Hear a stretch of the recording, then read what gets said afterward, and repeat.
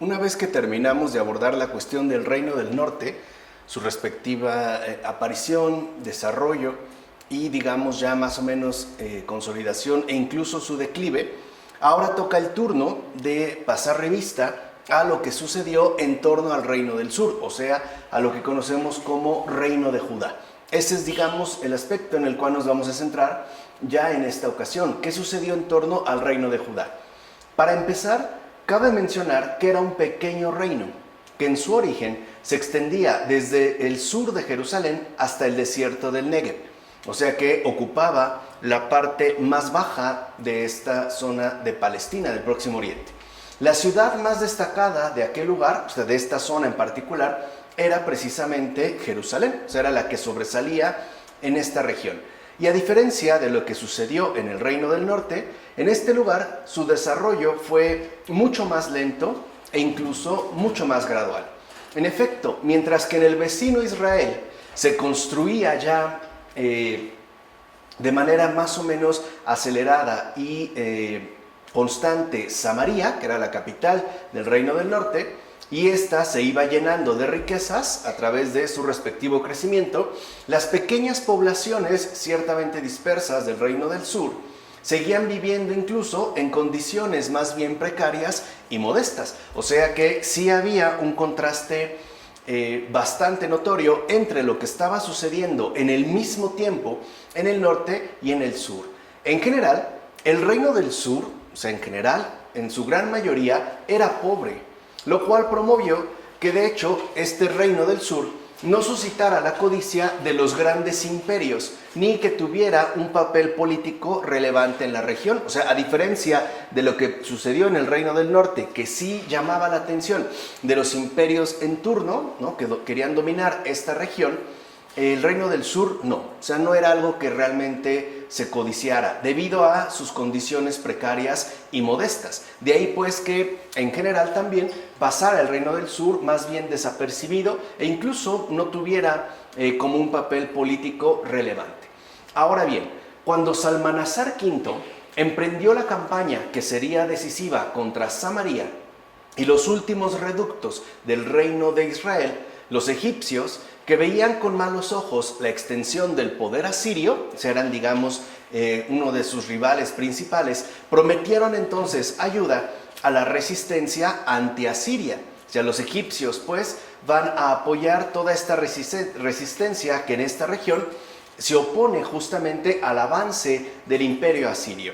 En aquella región iba creciendo el malestar contra Asiria, ya que exigía una completa sumisión de todos los pueblos que estaban bajo su dominio. O sea, en pocas palabras, el imperio asirio ya no se conformaba con la recolección de tributos, que era hasta entonces lo usual, sino que exigía, además de los tributos, una completa sumisión, o sea, una entera fidelidad al imperio asirio. Así pues, cuando Sargón II murió y le sucedió Sennacherib, el rey de Jerusalén, Ezequías, que hasta ese momento pagaba tributo a Siria, pensó que era mejor buscar apoyo en otro sitio y acudió entonces a Egipto. O sea, en este momento el rey de Jerusalén, Ezequías, va a buscar apoyo en Egipto para oponerse ciertamente al dominio asirio.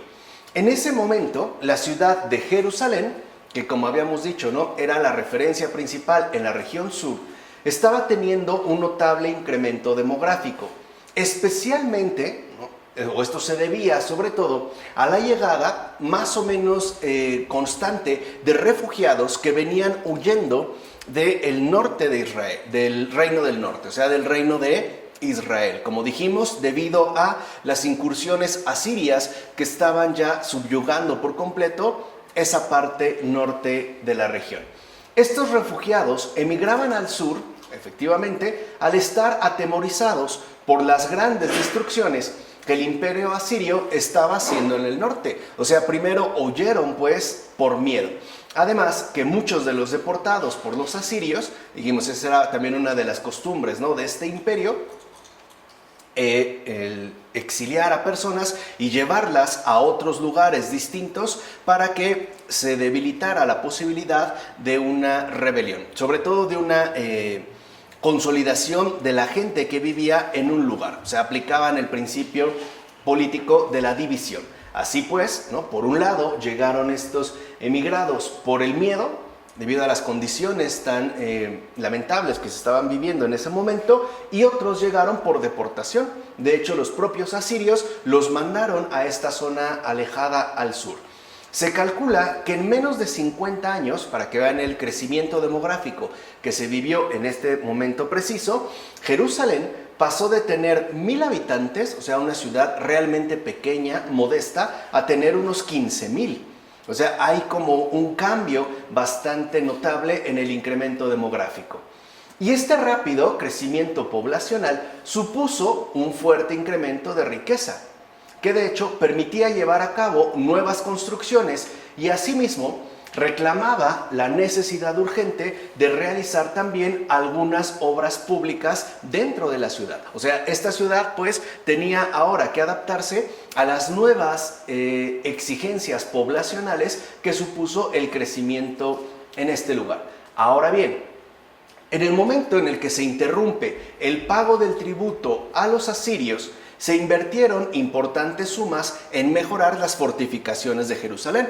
O sea, una vez que Jerusalén, ¿no?, se ve como obligada a crecer y a desarrollarse debido a las exigencias demográficas, y el rey Ezequías decide buscar apoyo en Egipto, suspende en este momento el reino del sur, ¿no?, la casa de David, suspende el pago del tributo que era obligado con respecto a Siria, y utiliza, digamos, esta cantidad o esta suma para emplearla en las fortificaciones de la propia ciudad de Jerusalén.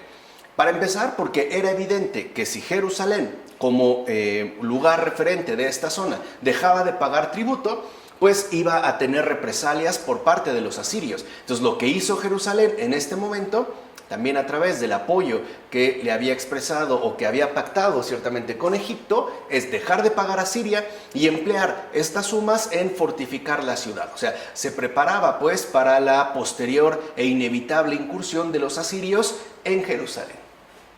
Así pues, se construyeron nuevas murallas. Por una parte, para poder proteger a la gente recién llegada, que como dijimos, ¿no?, estaba en gran medida atemorizada por lo que estaba sucediendo en el reino del norte. Sennacherib, como era previsible, entonces organizó una campaña espectacular contra la coalición de defensa que había organizado el rey de Jerusalén. O sea, va a organizarse de tal manera que entonces busque subyugar por completo esta coalición defensiva que se ha conformado en Jerusalén. Además, las tropas asirias conquistaron durante esa campaña el territorio filisteo, o sea, van haciendo un recorrido de conquista y finalmente van a entrar a Judá, o sea, al reino del sur, por la llamada Cefela.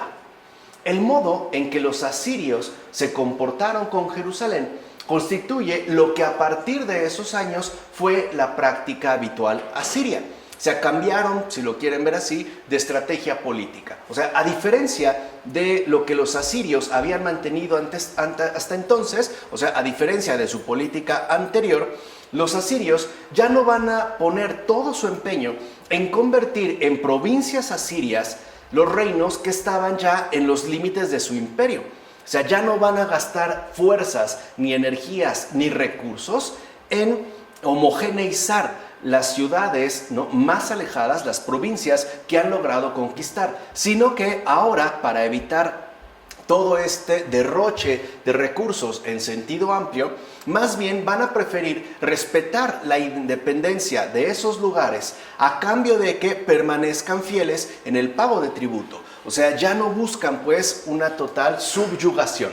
Ahora les basta con que las provincias que han sido conquistadas, especialmente las más alejadas, ¿no?, en su delimitación imperial, se conforman, con que paguen el tributo. O sea, ya no tienen pues que someterse de lleno a la inculturación asiria. Les van a dar cierto grado de independencia, aunque se reconocerán súbditos del imperio asirio, ¿no?, del rey asirio, y la manera en la que mostrarán precisamente su fidelidad es a través del pago constante e ininterrumpido del tributo. O sea, por decirlo en pocas palabras, los asirios cambiaron su estrategia y ahora se conformaron con lo siguiente: mientras me pagues, te dejo en paz, aunque estás bajo mi dominio.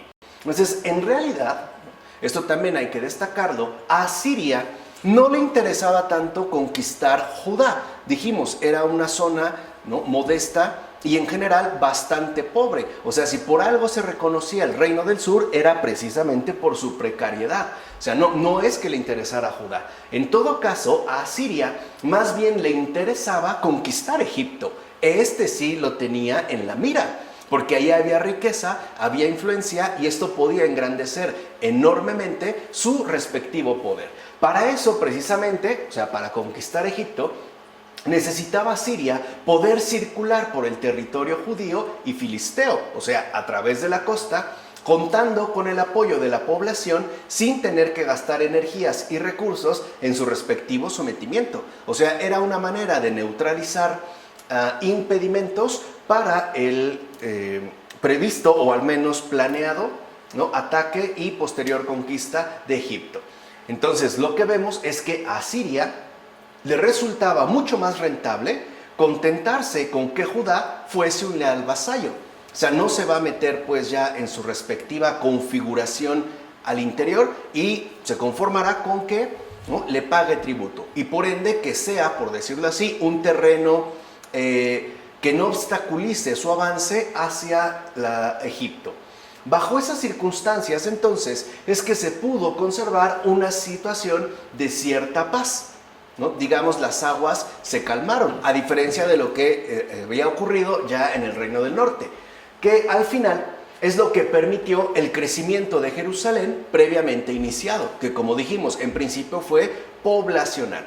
De hecho, se puede decir que es justo en este periodo donde el imperio asirio, ¿no?, ya conquista el territorio de Judá, pero no interviene en los asuntos interiores, sino que se conforma con que Judá pague el tributo, que Jerusalén, como centro fundamental de toda la región de Judá, alcanzará efectivamente una dimensión de capital. O sea, adquirió pues justo en este periodo una cierta grandeza que ya era propia de una ciudad, ¿no? Solo hasta este momento y solo bajo estas condiciones previas. O sea, por un lado, el incremento poblacional, ¿no?, en los dos sentidos que hemos mencionado, y por otro, debido a, digamos, como esta relajación en la implementación de dominio político que realizó Asiria.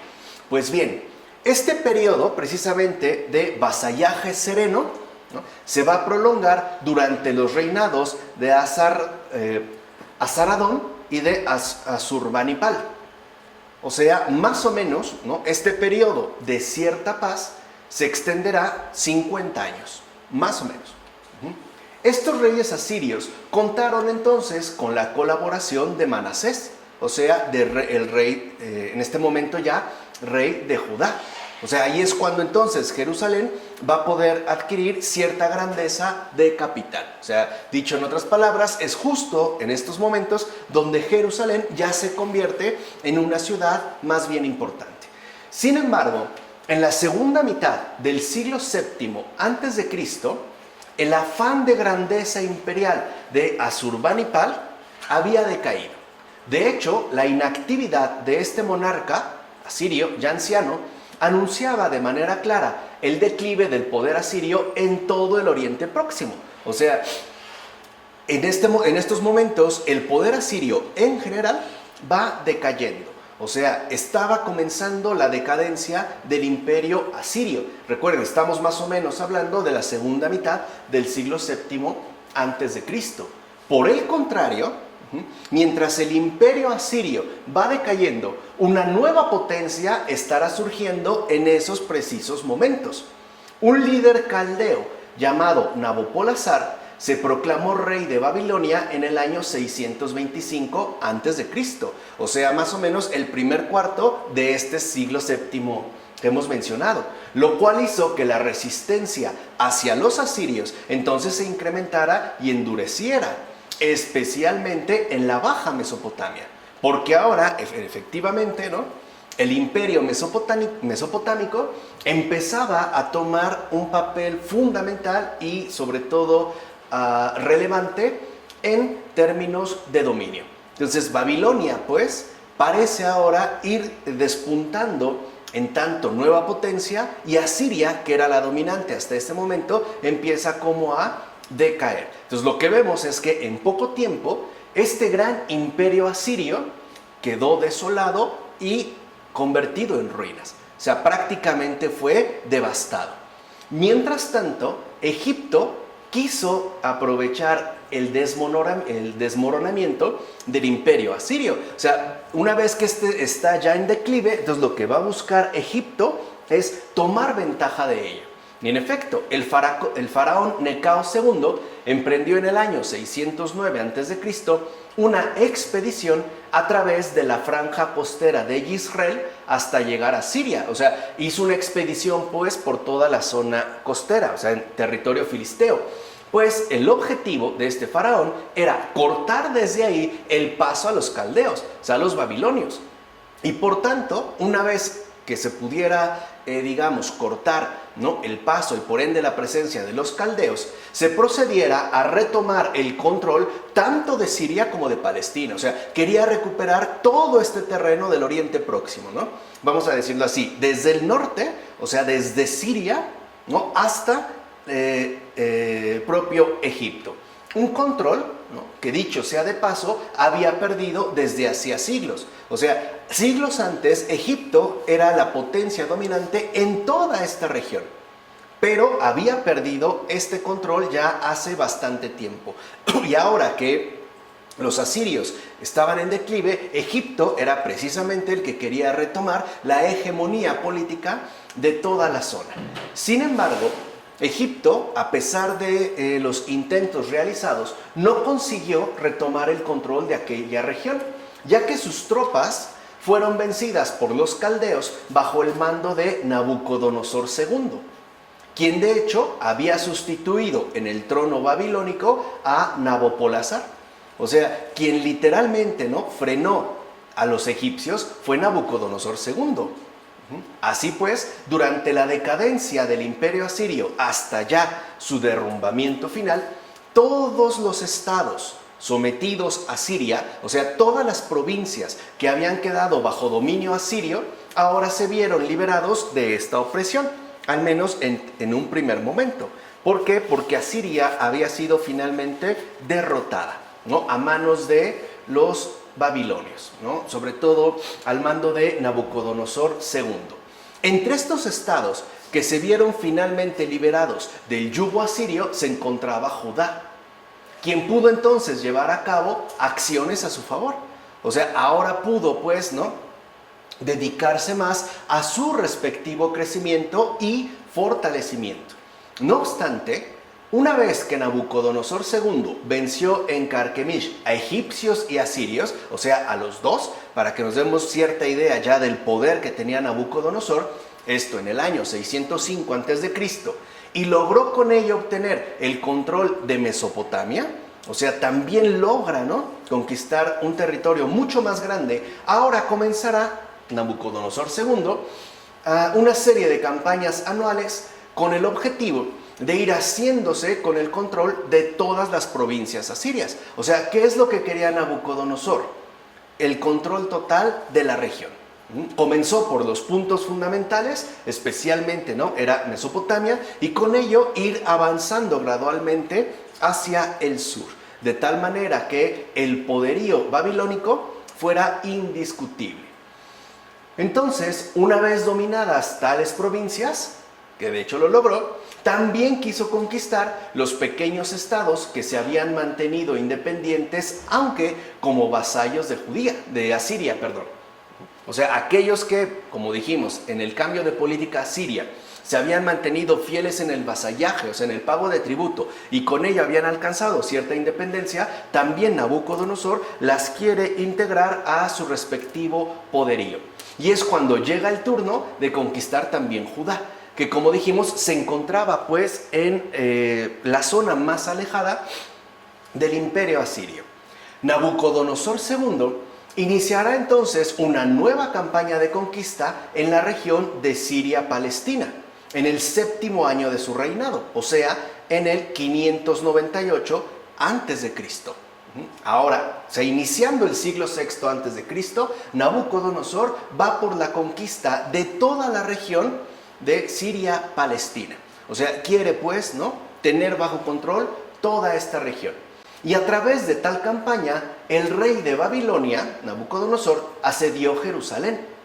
O sea, ya dijimos, ¿no?, esa era la estrategia principal de estos tiempos. Y el rey de Judá, en este momento, Joyaquín, decidió rendirse muy pronto. O sea, el día 2 del mes de Adar, febrero-marzo del año siguiente. O sea, digamos que el asedio fue realmente corto. Y la rendición de Judá, ¿no?, fue rápida. El rey de Judá, o sea, Joyaquín, ¿no?, una vez que han vencido el ejército babilónico, fue hecho prisionero y será deportado a Babilonia. O sea, se llevan a Babilonia a Joyaquín, ¿no?, que es en este momento rey de Judá. Pero no se lo van a llevar solo, sino que al rey de Judá lo acompañarán en esta deportación todas las personas que podían ser influyentes para evitar toda posible amenaza de rebelión.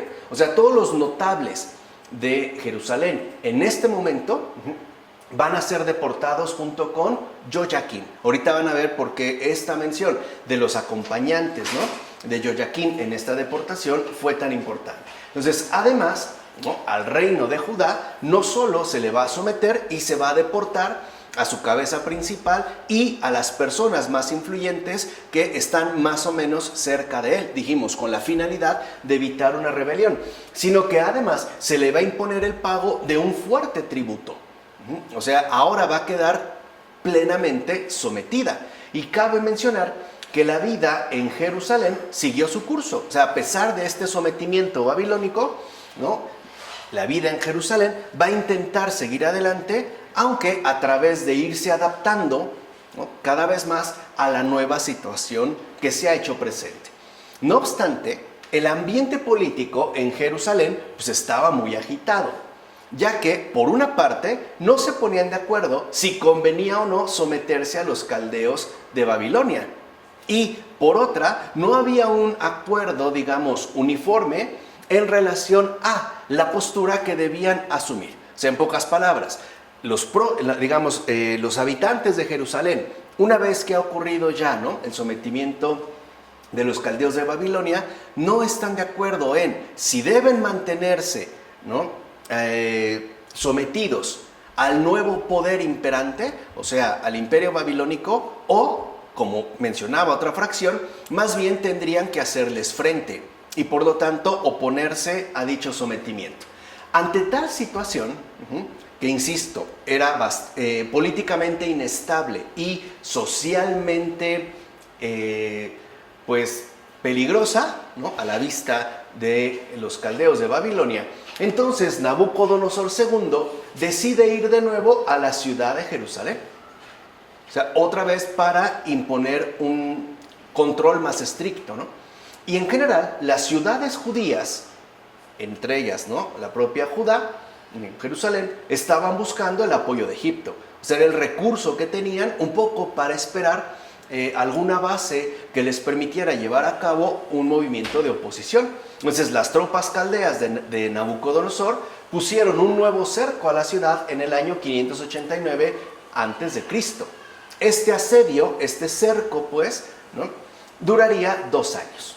O sea, duró, digamos, el doble de lo que había durado el primer asedio.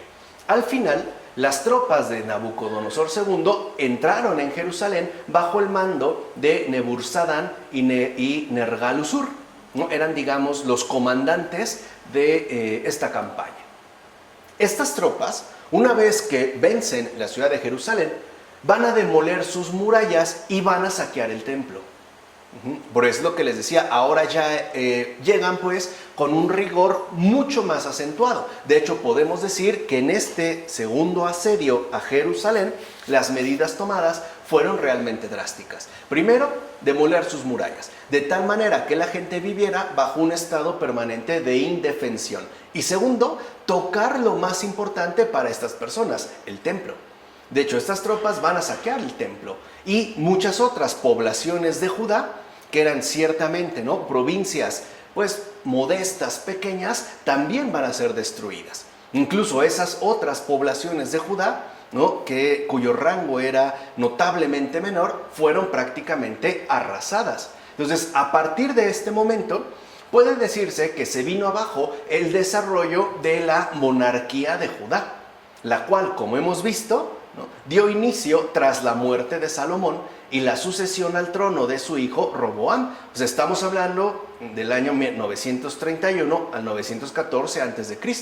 O sea, todo lo que se había construido, por ejemplo, más o menos a lo largo de 4 siglos, se viene abajo. Todo había pues culminado en una verdadera catástrofe, en este caso para el reino del sur, para Judá. La tribu de Benjamín, que estaba muy cercana a Jerusalén, va a mantener buenas relaciones tanto con Roboam como con sus respectivos sucesores. Así se menciona en el primer libro de los Reyes.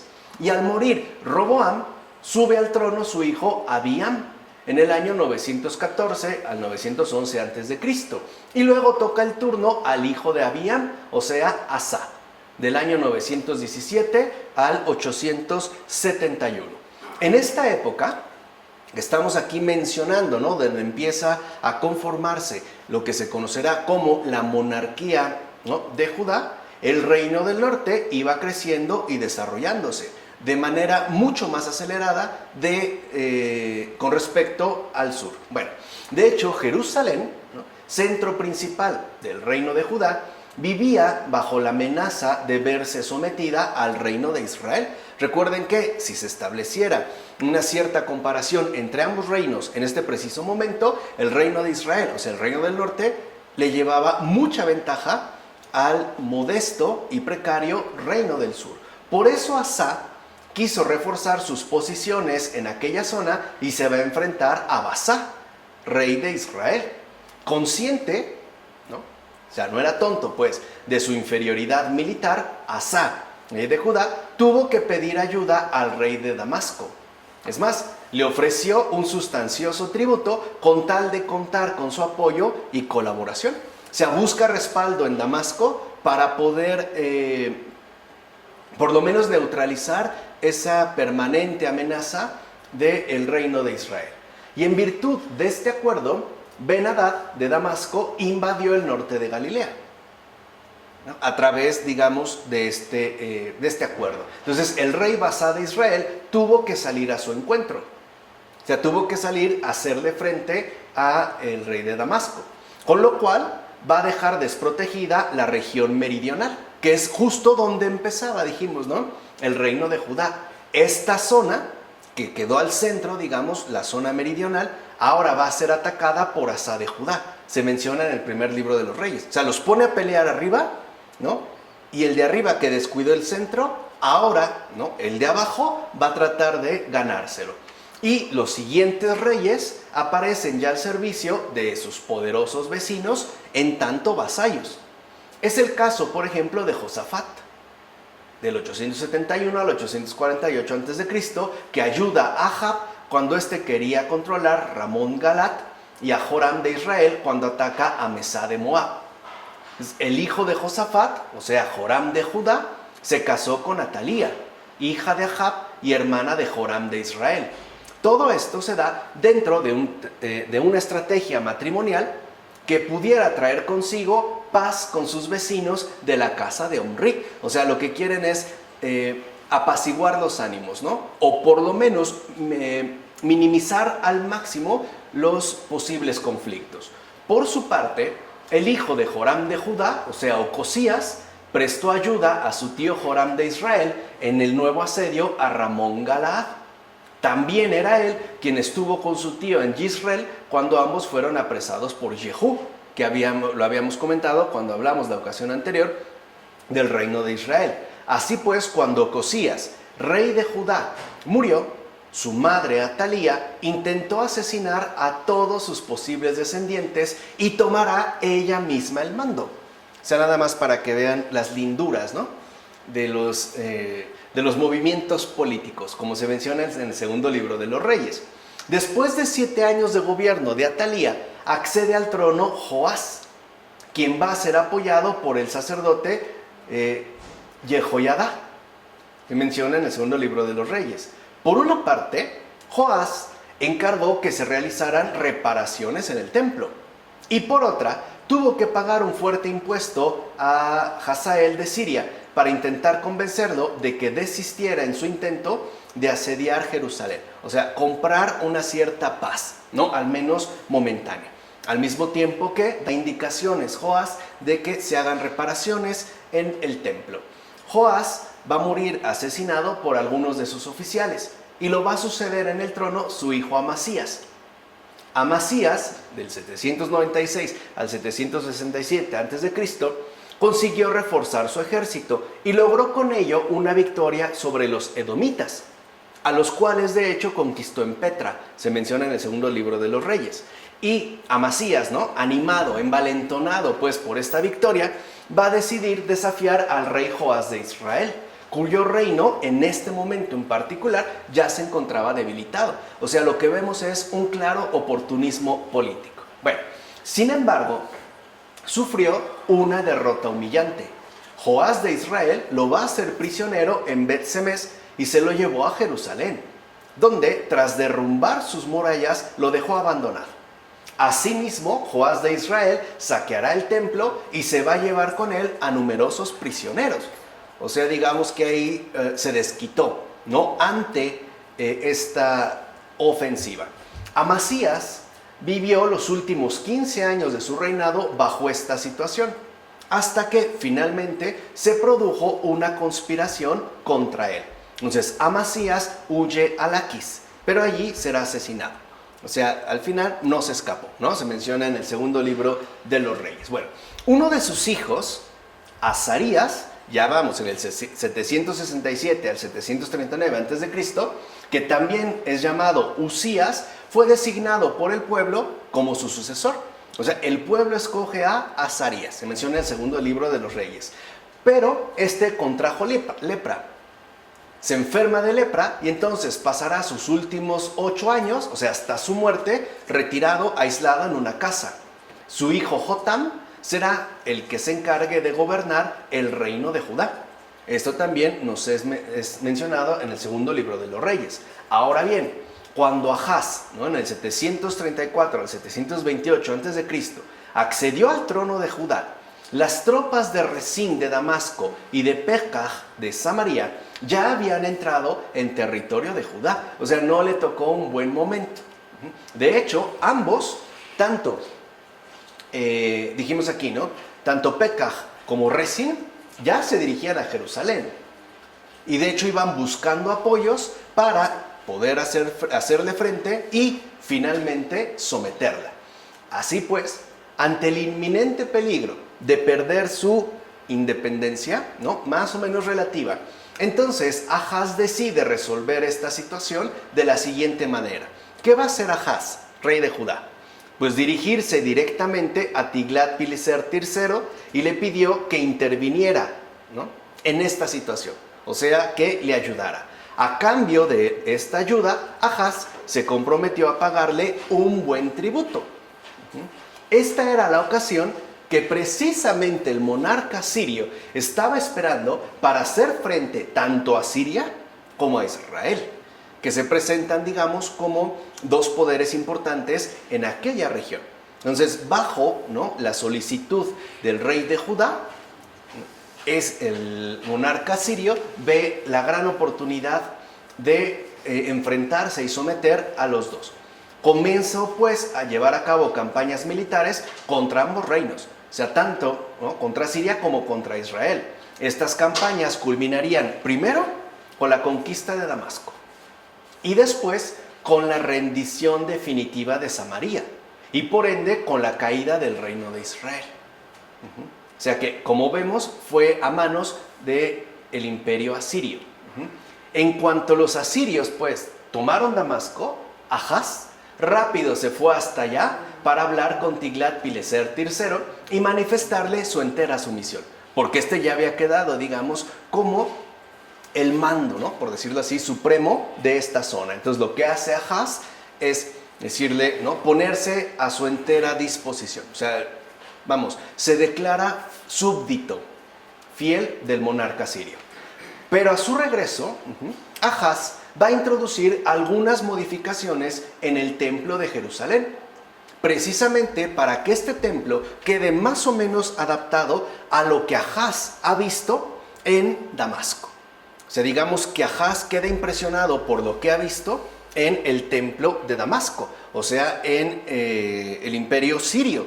Y muchos serán los israelitas que van a ir llegando a Judá también al momento de estar huyendo del peligro que los amenaza, o sea, de la invasión asiria, ¿no?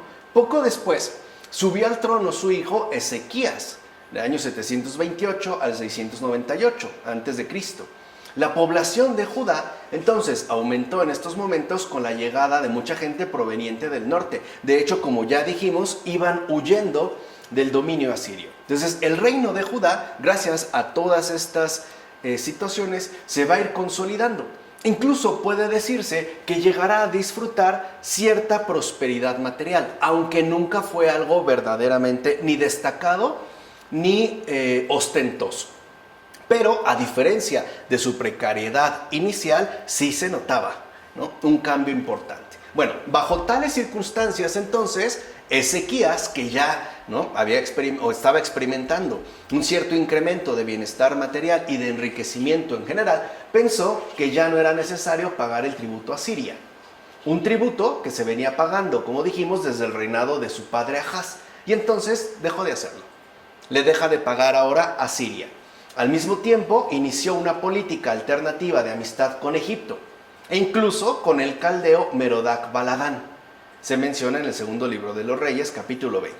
Y convencido de la reacción asiria, sabe que esto no se va a quedar así y que va a tener represalias, entonces Ezequías va a reforzar las defensas de Jerusalén. De hecho, preparó a toda la ciudad para que pudiera resistir un duro asedio, porque ya se sabía el modus operandi de los asirios. Además, esto era considerado un acto de alta traición.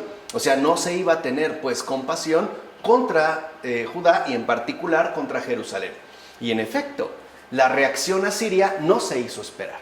O sea, en cuanto el nuevo rey asirio Sennacherib se enteró de lo que estaba sucediendo en Jerusalén, emprendió una campaña contra las ciudades filisteas, que, instigadas por Ezequías y con el apoyo de Egipto, se habían rebelado también contra él. Va a empezar pues con los filisteos. Posteriormente, Sennacherib se va a dirigir directamente contra el reino de Judá y entonces va a poner sitio a Jerusalén. Era el año 701 a.C. Al final, la ciudad logró salvarse sin ser saqueada. O sea, una cosa, digamos, insospechada. La libró. La sometieron, pero no la destruyeron. Es más, ni siquiera la saquearon.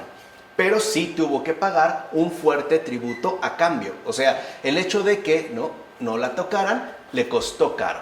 Y este tributo, ¿no?, que se le impuso, se fue renovando, ¿no?, cada año durante todo el reinado, o lo que restaba del reinado de Ezequías. Es más, el pago de este tributo duraría todavía varias décadas más, bajo, digamos, estas condiciones dadas. Entonces, su hijo Manasés le va a suceder en el trono, del 698 al 643 a.C., y a este le sucederá su hijo Amón, del 642-640. Ambos, o sea, tanto Manasés como Amón, siguieron pagando este tributo de vasallaje al imperio asirio. Amón fue asesinado por unos oficiales del propio reino, o sea, una traición, que a su vez, una vez que se dieron cuenta quiénes habían asesinado a Amón, entonces estos mismos oficiales que habían asesinado a Amón serán ejecutados por la propia gente del pueblo. Entonces el pueblo de Judá es cuando proclama rey a su hijo Josías, y así es como va a dar inicio uno de los momentos más importantes en la historia de Judá. Josías, del 640 al 609 a.C., o sea, podemos ver a diferencia, ¿no?, de las fechas que hemos mencionado, un reinado largo, accedió al trono siendo muy joven. Y además se encontró con un reino que, en los largos reinados de Ezequías y Manasés, había ido creciendo y reforzándose tanto en el aspecto económico como en el aspecto organizativo. Dijimos, ya tenía perfil de al menos una ciudad relevante, ¿no? Ahora bien, cuando Josías comenzó a reinar, ya dijimos, siendo muy joven, el rey asirio Asurbanipal ya era anciano. O sea, mientras el rey Josías era realmente joven, ¿no?, Asurbanipal era ya anciano. Entonces, el declinar de su respectivo imperio ya era como evidente, o sea, ya era una especie de declive anunciado por adelantado. Entonces, la actividad expansionista, que es donde habíamos iniciado hoy, de este rey asirio había prácticamente cesado. O sea, ya no estaba en condiciones de emprender campañas de conquistas, ¿no? Y cada vez incluso, por lo mismo, tenía más dificultades para recaudar los impuestos de los reinos vasallos. O sea, estaba muy debilitado. Esto es lo que permitió a Josías entonces utilizar estos fondos no recaudados para llevar a cabo importantes obras públicas en Jerusalén. Como dijimos, en tanto ciudad, pues ya alberga un buen número de personas. Lo más importante que quizá realizó en estos términos fue, por ejemplo, la restauración del templo y el arreglo y la mejora de las defensas de la ciudad, ¿no?, que era la manera, pues, de expresar un cierto poder y, por lo tanto, una fuerza de oposición ante enemigos que pudieran presentarse. No obstante, por eso dijimos que va a ser como uno de los momentos más importantes del reino de Judá, su labor más destacada fue de tipo social y religioso, ya que Josías llevó a cabo una amplia reforma que tendría como núcleo fundamental la centralización de todo el culto a Yahvé en el templo de Jerusalén. O sea, ahora sí lo ven, ¿no? Será hasta Josías, y de hecho se menciona, ¿no?, en el segundo libro de los Reyes, que todo va a quedar como referido al culto a Yahvé que, digamos, se realiza en el templo de Jerusalén. Entonces, para todo el reino de Judá, lo importante es Jerusalén. Y dentro de Jerusalén, el templo. Y en el templo, Yahvé, ¿no? Ahora todo quedaría, pues, referido al culto a Yahvé, ¿no?, ofrecido en el templo de Jerusalén. Incluso Josías va a llegar a concebir, ¿no?, el proyecto de crear un gran reino, en el cual quedarían plenamente integrados todos los pueblos, todas las provincias, todas las tribus, ¿no?, que daban culto a Yahvé desde antiguo. O sea, ahora lo importante para Josías es lo siguiente: el principio de unificación ya no va a ser ni político ni militar, va a ser estrictamente religioso. O sea, el principio de unificación para todo el pueblo judío, entiéndase, de Judá, en principio es Yahvé. Ese es el nuevo principio de unificación. Por eso es que él incluso, ¿no?, concibió el proyecto de poder reunir a todos aquellos pueblos que daban culto a Yahvé desde antiguo, aun cuando se encontraran en zonas alejadas, o, digamos, aun cuando no pertenecieran directamente, términos geográficos, al reino de Judá. Entonces, dicho reino incluiría tanto las regiones más septentrionales de Galilea como las más meridionales de Judea. Entonces, de acuerdo con Josías, ¿no?, lo que conoceríamos, pues, como reino de Israel y reino de Judá, tendría que reducirse a uno solo. Y todo este reino estaría basado precisamente en una unificación cultural, la cual, ¿no?, sería, pues, sostenida por Yahvé. O sea, lo importante era la unificación cultural en nombre de Yahvé, o sea, en base al culto que se les es dado. Sin embargo, este proyecto, que tal vez se hubiera realizado al aprovechar el hundimiento del imperio asirio ante los caldeos, quedó trunco. Quizás sí se pudo realizar, conformar finalmente un solo reino, pero quedó trunco, sobre todo por la pronta muerte de Josías. En efecto, en el año 609 a.C., el faraón Necao había emprendido una expedición a través de la franja costera de Yisrael, con el propósito, como dijimos, de cortar el paso a los caldeos tanto en Siria como en el Éufrates y así poder retomar el control de toda Palestina, que era el sueño permanente de Egipto. Ya lo había conseguido siglos antes, pero las condiciones históricas eran muy diferentes. No tenía pues en ese momento, ¿no?, rivales quizá como los que ahora sí se le presentaban, al grado de que, también como mencionamos, ¿no?, llevaba algunos siglos sin tener por completo, ¿no?, bajo su control a toda Palestina. Bueno, Josías le hizo frente, o sea, ante esta expedición, ¿no?, Josías le hace frente, pero sus tropas fueron derrotadas en Megiddo y él mismo va a resultar herido y finalmente murió.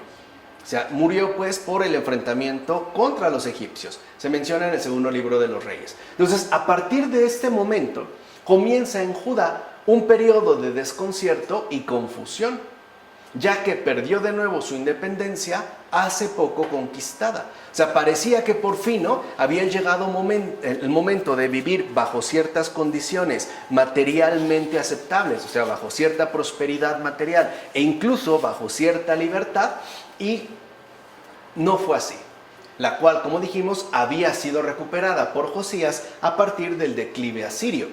Así pues, aunque por poco tiempo, sería el faraón Necao el que va a tomar el control de aquella región.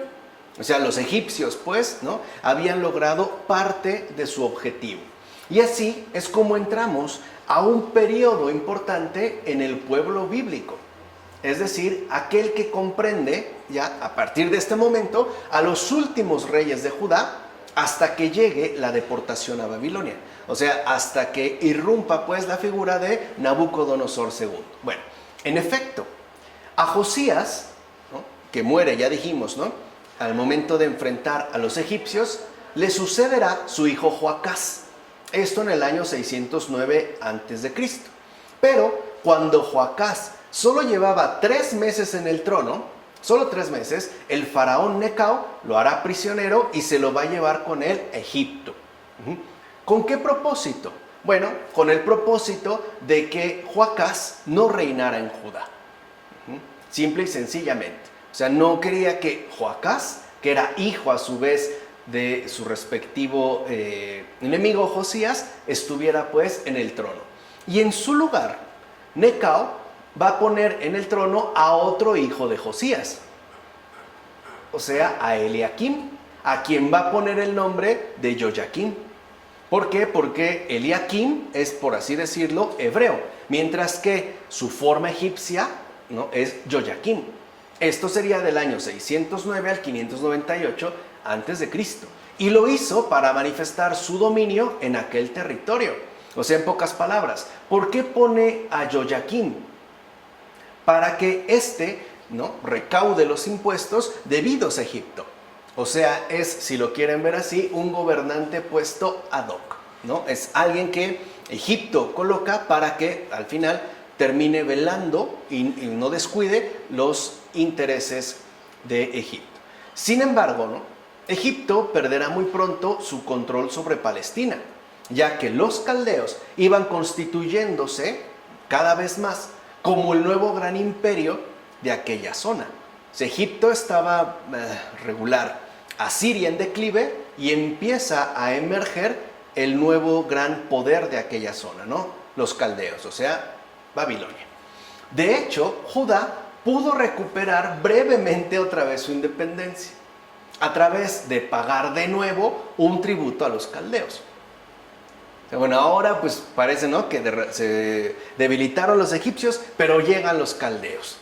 Bueno, para tratar, ¿no?, de mantenernos aparte de todo ello, pues vamos a tener que pagar por cierta paz. Bueno, eso fue lo que Yoyaquim hizo en los últimos años de su reinado. O sea, ya no pagaba o ya no dirigía el tributo a Egipto, sino a los caldeos. ¿Para qué? Para poder mantener cierta independencia.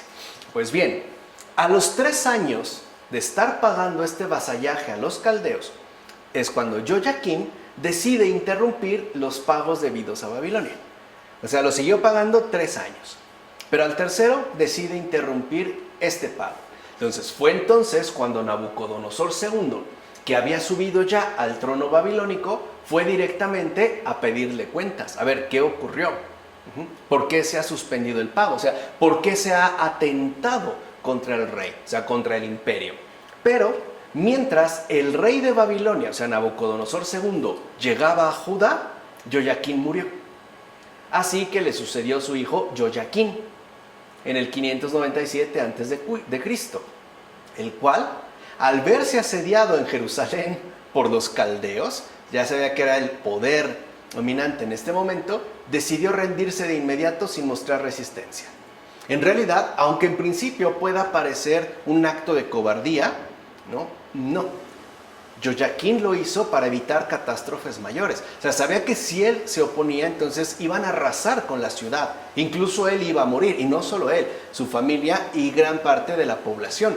Por eso no opone resistencia, y permite entonces que Nabucodonosor ingrese. Entonces Nabucodonosor II entra en Jerusalén y lo primero que va a hacer es saquear el templo, que como dijimos se había venido reconstruyendo, porque sabe que es, digamos, también como el punto referencial para esta gente. Entonces toca la fibra más sensible, pues, saquea el templo y además se va a llevar cautivos a Babilonia tanto a la familia real como a diversos funcionarios y militares. O sea, no se lleva a cualquiera. Nabucodonosor se lleva al rey, Joaquín dijimos, se lleva a toda su familia y a las personas más allegadas, especialmente aquellos que tienen influencia política, funcionarios, y también influencia militar, puestos de mando importantes. Y también se va a llevar Nabucodonosor consigo a los artesanos más especializados de Jerusalén. O sea, se está llevando, si lo quieren ver así, lo mejor que encontró en términos de seres humanos. Bajo este contexto, se lleva a los artesanos, o sea, a todos aquellos que tuvieran una gran capacidad o una destacada capacidad para construir defensas e incluso para ofrecer mejoras en Babilonia. Incluso, también se va a llevar a estas personas, a las personas que tengan cierta capacidad o influencia entre la gente y que por tanto puedan promover una rebelión contra Nabucodonosor. O sea, digamos que hace un movimiento de deportación estratégicamente calculado. Esto se menciona en el segundo libro de los Reyes, capítulo 24, en los versículos 10 a 16. Así pues, como se lleva al rey, se lleva a los funcionarios más destacados, se lleva a los más influyentes, etcétera, para que se pueda gobernar Judá. El rey de Babilonia elegirá como rey a otro vasallo de Josías, hijo de Joaquín, llamado Matanías, al que, como señal de sumisión, fíjense, ahí es lo que habíamos visto también en el caso de Egipto. Como señal de sumisión le va a cambiar el nombre. No se va a llamar Matanías, sino Sedecías. Justo por el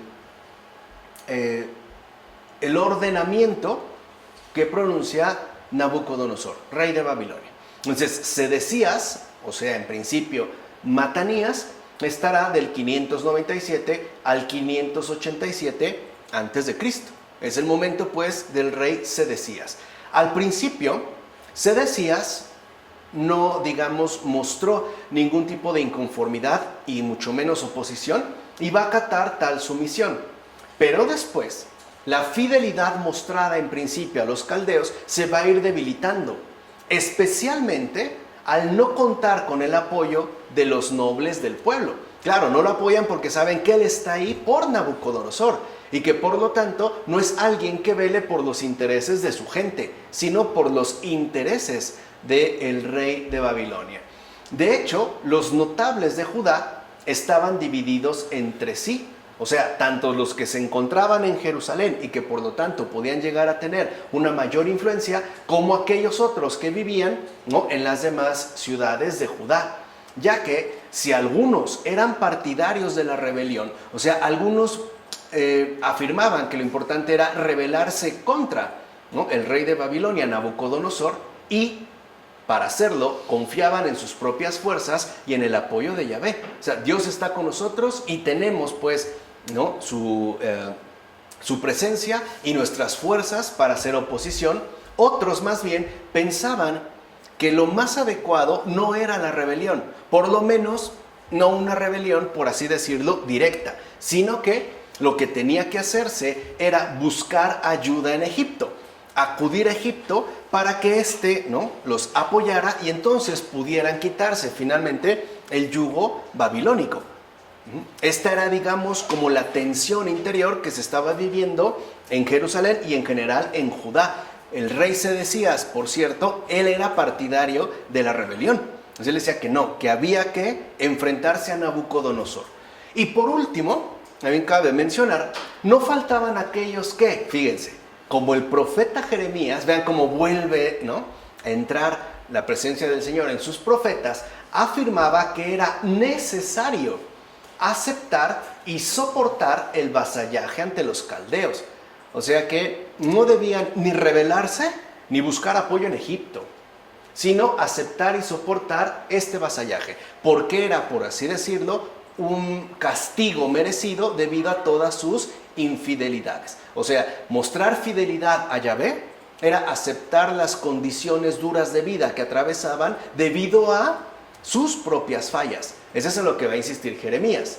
Al final, Sedecías opta por rebelarse contra el rey de Babilonia. Jeremías ya le había dicho que no, y se lo dijo abiertamente. A Sedecías no lo escucha. Entonces Sedecías, claro, a estar al mando, decide por rebelarse contra el rey de Babilonia. Bueno, ¿qué sucede? Las tropas de Nabucodonosor II se pusieron de inmediato en marcha y fueron a Jerusalén. En ese momento las ciudades judías hicieron lo único que podían, pues buscar apoyo y respaldo en Egipto. Los babilonios, tras conquistar las fortalezas judías de la Céfela, van a poner de nuevo cerco a Jerusalén en el año 588 a.C. Después de 2 años de asedio, el rey Sedecías huyó por el Cedrón. Sale huyendo y además huye con algunos soldados suyos. Pero Sedecías, fue alcanzado junto a Jericó y va a ser conducido a Riblá. Esto es, lo llevan a donde de hecho estaba instalado el cuartel general de Nabucodonosor II, rey de Babilonia. O sea, lo atrapan y lo llevan ante Nabucodonosor, al traidor, ¿no?, al que se ha osado rebelarse contra el todopoderoso Nabucodonosor II. Bueno, entonces, ¿no?, una vez que es apresado, sus hijos, o sea, los hijos de Sedecías, fueron degollados en su presencia. O sea, delante de Sedecías, ¿no?, los babilonios degollan a sus hijos y él lo ve. Y a él después le arrancan los ojos y lo van a encadenar. Y así se lo van a llevar a Babilonia. Sin ojos y encadenado. O sea, digamos, en condiciones verdaderamente atroces, humillantes al extremo. De tal manera que lo último que vio fue cómo degollaban a sus hijos. Esa fue la última imagen que tuvo. Le arrancan los ojos, lo encadenan y así se lo van a llevar a Babilonia. Y por si esto fuera poco, morirá allá. O sea, ni siquiera morirá en tierras de Judá, morirá en Babilonia. Allá finalmente murió. Lo menciona el segundo libro de los Reyes. Por su parte, entonces, ¿no?, te sucede esto. Jerusalén, Sedecías se marcha, resistió todavía unos meses más el asedio babilónico. O sea, la ciudad se mantiene todavía, ¿no?, en oposición. Pero finalmente se rinde en el año 587 a.C. Ahora, es muy importante este momento porque fue entonces cuando los babilonios decretaron una nueva deportación. O sea, es lo que ya se conoce como el segundo exilio babilónico, que de hecho va a tener consecuencias mucho más importantes que el primero. O sea, no es por minimizar pues el primero, pero en tanto su repercusión histórica y en general que tiene va a ser incluso mucho más relevante. El templo en esta ocasión, ¿no?, recuerden, en el primero fue saqueado. Bueno, en esta ocasión el templo va a ser incendiado. O sea, se lleva a cabo la destrucción del templo y las murallas de la ciudad destruidas. La primera vez, recuerden, no la tocaron. Aquí sí. destruyen otra vez, ¿no?, las murallas, así la gente vivirá con miedo, pues, ¿no? Y el templo, lo más importante, fue incendiado. Se dice en el segundo libro de los Reyes. Ahora, cabe mencionar, porque aquí ya pueden entender que del exilio, ¿no?, que son llevados a Babilonia, es donde va a marcar, por así decirlo, un antes y un después en la configuración del reino de Judá. Y de hecho de lo que conocemos como, ¿no?, en general, Palestina. Porque, ¿no?, las cifras de aquellos que en esta ocasión fueron deportados no fueron excesivamente elevadas. O sea, no crean que se llevaron a toda la población o casi a toda la población. No. En el libro de Jeremías, por ejemplo, se dice que la primera deportación, en el 597 a.C., afectó a 3.023 judíos. La segunda, o sea, la de 587, o sea, 10 años después, fue de 832. Si se ven, ya fueron menos que la primera ocasión. Y una tercera deportación, que también se dará, aunque 5 años después, fue de 745 personas. Esto lo podemos leer en el libro de Jeremías, el profeta Jeremías, capítulo 52, versículos 28 a 30. O sea, la primera deportación es, digamos, la que tuvo una mayor cantidad de gente deportada. La segunda disminuyó, o sea, mucho menos de la mitad. Y la tercera, una última que se dio, fue incluso, ¿no?, menor. Ahora, todos estos deportados, todos fueron conducidos a Babilonia. Y en general, los babilonios se portaron bien con Joyaquín, porque a diferencia de Sedecías, ¿no?, que salió huyendo y aparte se rebeló, se rindió en el primer asedio sin mostrar resistencia alguna. O sea, por eso se le tuvo una importante consideración. Es más, en Babilonia, Joyaquín fue tratado con humanidad, es decir, como un prisionero respetable. No se le maltrató. Cuando murió Nabucodonosor, su sucesor, o sea, Evil Merodach, incluso es quien lo va a reconocer como rey de Judá. Este sería el rey de Judá, se menciona en el segundo libro de los Reyes. Pues bien, entonces, ¿no?, ante esta ausencia de rey, los babilonios van a dejar en su lugar a Godolías. Godolías era el protector y amigo de Jeremías. Godolías, pues, era el amigo y protector del profeta Jeremías. Y lo van a dejar como gobernador con sede en Mizpá. Además, con él, o sea, con Godolías, se quedaron todos aquellos que anteriormente se habían inclinado por aceptar el vasallaje caldeo. O sea, todos aquellos que se habían mantenido bajo una cierta sumisión, ¿no?, se les tuvo algo de consideración. Entonces, Nabucodonosor, o sea, el propio, ¿no?, rey de Babilonia, por cierto, premió la fidelidad de Jeremías. E incluso lo dejó libre para poder hacer lo que quisiera, proporcionándole además medios de subsistencia. Y esto se menciona en el propio libro de Jeremías. No obstante, el nuevo gobierno de Godolías duró poco, ya que un grupo de personajes emparentados con la familia real, que habían permanecido escondidos durante el asedio en pequeñas fortalezas periféricas, o sea, se habían mantenido pues al margen del conflicto, se presentaron armados en Mizpá y entonces mataron a Godolías y a los que encontraron con él.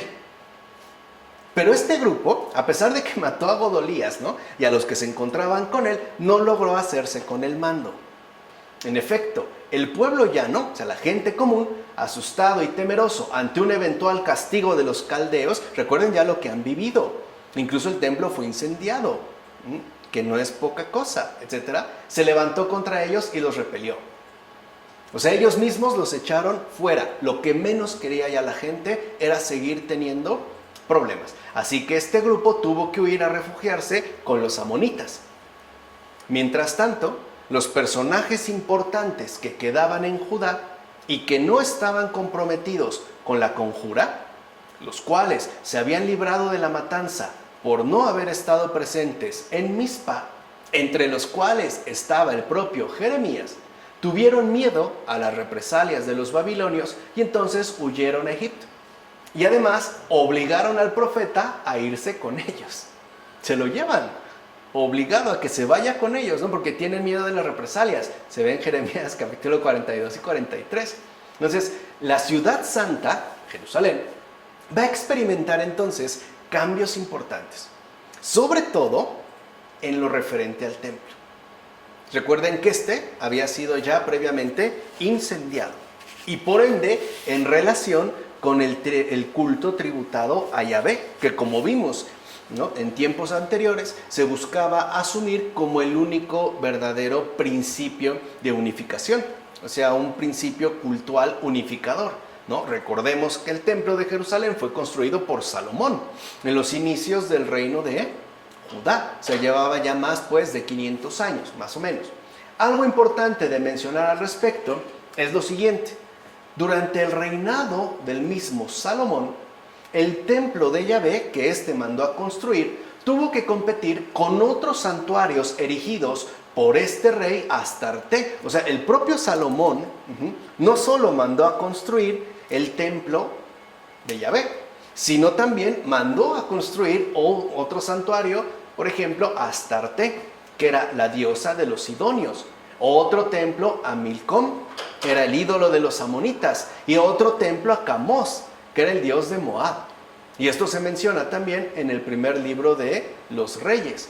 Es más, en el templo de Jerusalén que manda a construir Salomón, o sea, en el templo pues del periodo salomónico, se integraba el culto yahvista, ¿no?, con aquel otro culto que solían conservar tanto los campesinos como los pastores de los clanes israelitas. O sea, no está el culto debido a Yahvé plenamente formalizado. Hay todavía pues muchas influencias, por así decirlo, ajenas al propio Yahvé. Incluso vimos, Salomón no solo construye el templo de Yahvé en Jerusalén, también construye uno a Astarte, a Milcom, a Camos y a... Era pues entonces, esto es lo que vale la pena destacar. Mientras, ¿no?, en las altas esferas parece todavía haber una cierta mezcolanza, ¿no?, que es lo que manifestaría en efecto Salomón, es la gente sencilla la que se reunía en torno al culto de Yahvé. O sea, la fidelidad era de la gente sencilla, no de los personajes más destacados, o llamaríamos, ¿no?, de los representantes oficiales pues del reino, no, sino de la gente común. Era la que sí había expresado una fidelidad plena al Señor su Dios. Por otra parte, ¿no?, a medida que avanzaba su reinado, la política de Salomón estuvo abierta a la coexistencia de distintos cultos. O sea, no tuvo problemas con eso. O sea, para Salomón lo determinante no era la fidelidad exclusiva a Yahvé, ¿no? Lo vemos en el hecho de que manda a construir otros templos y además no prohíbe que se lleven a cabo otras prácticas religiosas distintas. Es más, permitió el propio Salomón las prácticas religiosas de los fenicios, con quienes mantenía excelentes relaciones comerciales, de los amonitas y de los moabitas en la propia Jerusalén. O sea, ni siquiera en otras regiones, en la propia ciudad de Jerusalén. Por su parte, tanto la gente sencilla de la ciudad como los pobladores de las aldeas del reino permanecían fieles a su yahvismo popular. Ellos sí, o sea, ciertamente podían llegar a darse cierto tipo de influencias de otros cultos, pero se reconocían como resabios, no residuos, de una influencia ciertamente menor, cosa que en el nivel oficial no se veía. Al contrario, en el nivel, digamos, ya explícito del culto, parecía sobre todo dominar una enorme mezcolanza, cosa que en la gente sencilla no se daba. Así pues, todo parece indicar que al menos en Judá, hasta mediados del siglo VIII a.C., el culto monolátrico a Yahvé no se había impuesto en todos los sectores sociales. Era, digamos, destacado este culto, pero no era exclusivo, pues, ¿no? De hecho, muchos seguidores de Yahvé no se planteaban que fuese incompatible su culto con la participación ritual a otros dioses. Además, era lo que, ¿no?, en términos públicos se estaba sosteniendo. Estos otros dioses, por lo regular, eran incluso considerados miembros del consejo o asamblea de los dioses, o sea, como si fueran miembros de la gran familia divina, a la cual, ¿no?, sobre todo entre los caldeos, pues les eran bastante cercanos. Así pues, en Judá, no se vivieron grandes reformas como las que se habían producido en el norte. Por eso les dije, aquí la situación fue distinta. De hecho, en Judá, por ejemplo, no se vivieron reformas drásticas, como la de Jeroboam cuando instaló el becerro de oro en Betel, o bien cuando la dinastía de Omri respaldó abiertamente a los adoradores de Baal. Es más, en Judá tampoco había necesitado de profetas como Elías o Eliseo para poder sacudir los rescoldos de una fe ya vista adormecida. ¿Por qué? Porque no estaba ni siquiera plenamente consolidada, mientras que en el norte ya. O sea, podemos decir que en Judá, ¿no?, en el reino de Judá, todo era más popular, o sea, más sencillo, más doméstico, más común. No estaba pues ya como tan elaborado como en el caso del reino de Israel. Así pues, durante mucho tiempo, esa familiaridad con otros cultos se mantuvo más o menos vigente en el reino de Judá, sobre todo en Jerusalén. Pues era común encontrar también no solo el culto a Yahvé, sino culto a otras deidades. E incluso había ciertas prácticas que se introducían al propio culto dedicado a Yahvé. No obstante, a todo lo largo del siglo VIII a.C., comenzaron a notarse en Judá, aunque con algún retraso con respecto al reino de Israel, las consecuencias que traería la inestabilidad general de aquella zona. De hecho, bajo tales circunstancias hubo dos profetas. ¿Se acuerdan que la vez pasada terminamos con los del norte, ahora con los del sur? No, hubo dos profetas en el reino de Judá que dieron mucho que pensar a la gente de ese lugar. Es más, estos dos profetas son los que acabarían influyendo enormemente en el desarrollo de la fe ya vista. Se trata de Isaías y Miqueas. Isaías y Miqueas son los que van a promover el desarrollo adecuado, correcto, ortodoxo de la fe en Yahvé en el reino de Judá y de manera especial en Jerusalén. Comencemos entonces por Isaías. Isaías era un personaje de familia noble muy bien relacionada con la corte de Jerusalén. O sea, no era pues, ¿no?, uno más entre la población. Era de familia noble que además estaba muy bien relacionada, mantenía buenas relaciones con la corte de Jerusalén. Su actividad profética duraría casi 40 años. O sea, tuvo una larga, ¿no?, actividad profética, del 740 al 701 a.C. Isaías, por ejemplo, lo que va a hacer, además conociendo la situación, porque ahí es donde ha crecido, de ahí viene, ¿no?, va a denunciar abiertamente las injusticias sociales de la corte real. O sea, Isaías es el que va a denunciar que, ¿no?, la corte real no atiende las necesidades del pueblo real. Criticó además el lujo atolondrado de los grandes terratenientes que solo viven para sus negocios y placeres y que se desatienden de las obligaciones que les incumben según la ley del Señor. O sea, Isaías va a denunciar abiertamente que la corte real de Jerusalén, en general de Judá, se ha olvidado de los pobres. Y justo por el olvido de los pobres incurre en multiplicidad de injusticias y además en una ostentación de riqueza ciertamente culpable, ¿no? Se puede ver en Isaías capítulo 5, versículo 11-24. Entonces, su denuncia, y ahí es donde entra, digamos, lo drástico, ¿no?, de Isaías, pondrá al descubierto la culpabilidad de la que son responsables los poseedores de las riquezas. O sea, estas riquezas no son para el autoenriquecimiento propio y mucho menos para la ostentación atolondrada. No, son literalmente, ¿no?, para socorrer las necesidades de los más necesitados. Tales culpables, entonces, tal y como lo menciona Isaías, eran los jueces y los gobernantes, o sea, hoy diríamos las altas esferas del poder. Una situación que, como sabemos, sigue ocurriendo en la actualidad. Entre diputados, senadores, gobernadores, presidentes, mandatarios, etcétera, etcétera, etcétera. Parece que hay, ¿no?, como un abismo insalvable entre las altas esferas y la gente común. Entonces, ¿por qué lo va a, digamos, a denunciar tan claramente Isaías? porque Yahvé es un Dios que ama la justicia y defiende siempre el derecho de los débiles y de los pobres, cosa que los jueces y gobernantes justo habían traicionado. O sea, ellos se dedican a la injusticia, no aman la injusticia y defienden los derechos propios y de los intereses que les convienen, aun cuando sea a costa de perjudicar a pobres y débiles, o llamaríamos a los más desamparados, ¿vale? Se han desatendido de ellos. Entonces, a la vez, su palabra profética también va a iluminar la delicada situación del reino de Judá. Es conocida la conversación que tuvo con el rey Ahaz para disuadirlo de que se sumara a la alianza antisiria promovida por Resín de Damasco y Pekaj de Samaria. O sea, el propio Isaías le dijo a Ahaz, no.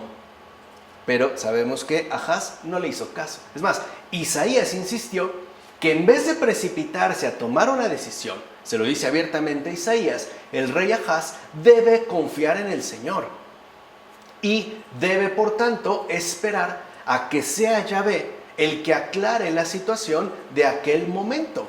Tiene que ser prudente, tiene que confiar en el Señor y dejar que el Señor vaya aclarando la situación de aquel momento. Ahaz no debe, pues, de precipitarse, pues de lo que suceda entonces, o sea, de aquello que ocurra en este momento, se van a seguir gravísimas consecuencias. ¿Se entiende? O sea, esto es muy importante.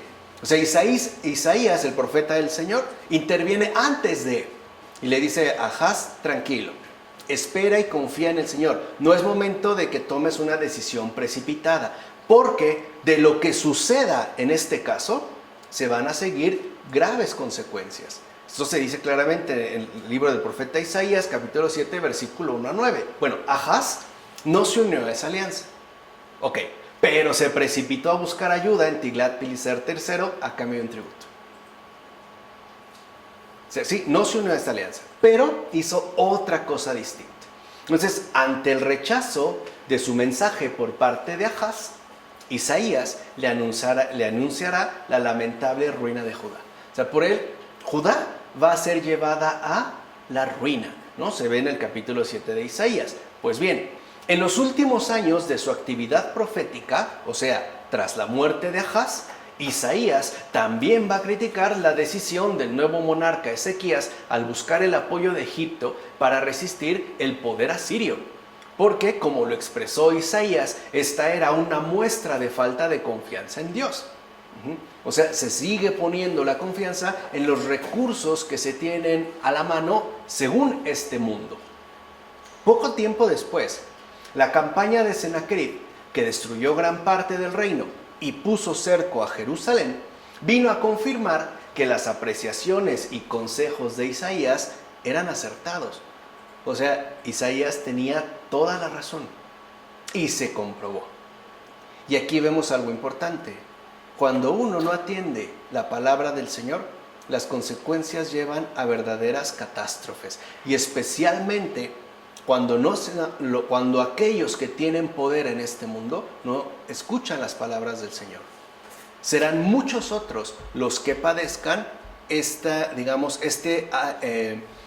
omisión del Señor en su respectiva gobernanza. O sea, lo que quiero que quede muy claro es lo siguiente. Cuando un gobernante no escucha la voz del Señor, su propio pueblo será el que sea conducido a catástrofe, tarde o temprano. O sea, se le pone ahí por una responsabilidad enorme, no es un mero privilegio. O sea, tener un puesto de mando no es un privilegio, es una enorme responsabilidad, porque son muchas almas las que se le han confiado, sea el país que sea. Bien, por otra parte, el otro profeta importante de Judá fue Miqueas de Moreset, una aldea de Cefelá, y su predicación tuvo lugar en los años previos a la incursión del asirio Sennacherib en el 701 a.C. Cuando aparece el profeta Miqueas, era claro que el rápido crecimiento económico que estaba teniendo la región de Judá había hecho emerger ya multitud de inaceptables injusticias. Hoy le llamaríamos corrupción. Así pues, al igual que muchos oráculos de Isaías, la denuncia de Miqueas se dirige contra los que, literalmente, codician campos y los arrebatan. casas y las toman, oprimen al varón y a su casa. Contra todos aquellos que oprimen al varón y a su casa, al hombre y a su heredad. Contra ellos es precisamente que se dirige la opresión, ¿no? Miqueas no dudó en afirmar que las consecuencias de todo aquello serían terribles. Fíjense otra vez, ¿no? Se anuncia con antelación la inminencia de una gran catástrofe. ¿Qué dijo Miqueas? Y que también son, ¿no?, como palabras que hoy debemos de tomarnos muy en serio. Por un lado, las advertencias que ya desde antiguo hiciera el profeta Isaías para los ámbitos de la gobernanza. Y dos, aquí es donde vamos a terminar, porque de aquí es donde, ¿no?, entraremos a un punto distinto, que es la llamada reforma de Ezequías, o sea, el código de la alianza, pero tener esta perspectiva, ¿no?, de Judá. Entender entonces también y atender a estas palabras del Señor que tienen mucho que decirnos en estos momentos. Así como la vez pasada, ¿no?, terminamos con Amós, ahora sería Miqueas, sin olvidar Isaías. Pero ahora, digamos, nos centramos, ¿no?, en estos que incluso serán considerados profetas menores, que yo la verdad de menores no les encuentro pero nada, ¿eh? De verdad, no les encuentro nada de menores. Pero bueno, escuchar estas palabras. Por eso, por vuestra culpa, Sión será arado como un campo, Jerusalén será un montón de escombros y el monte del templo un cerro silvestre. Y sí ocurrió. Entonces, aquí lo que debemos de entender cuando decimos es que la culpa, pues, no es inofensiva, y mucho menos, insisto, de las personas a las que se les ha encomendado la gobernanza de numerosas personas, de pueblos enteros, de naciones enteras, y más en un mundo, ¿no?, tan globalizado, donde a veces la decisión de unos cuantos terminan perjudicando no solo una región local, sino enormes partes del mundo entero. O sea, dimensiones ya planetarias. Por eso es que ahora se tendría pues que, ¿no?, poner más atención a estas palabras, y si no es posible que lo hagan por cuenta propia, pues nosotros también ciertamente, ¿no?, deberíamos orar para que estos encargados de la gobernanza, y especialmente aquellos que tienen poder sobre gran parte del mundo, no desatiendan estas advertencias, porque si no también se les va a señalar: por vuestra culpa. El mundo, hoy podemos cambiar estas palabras y decir, por eso, por vuestra culpa de los poderosos actuales de este mundo, ¿no?, el mundo entero será arado como un campo. La tierra será un montón de escombros. Y el monte, ¿no?, de este planeta, un cerro silvestre. No lo olviden, por vuestra culpa, poderosos de este mundo. Vamos a dejar hasta aquí. Del Padre, del Hijo, del Espíritu Santo. Amén.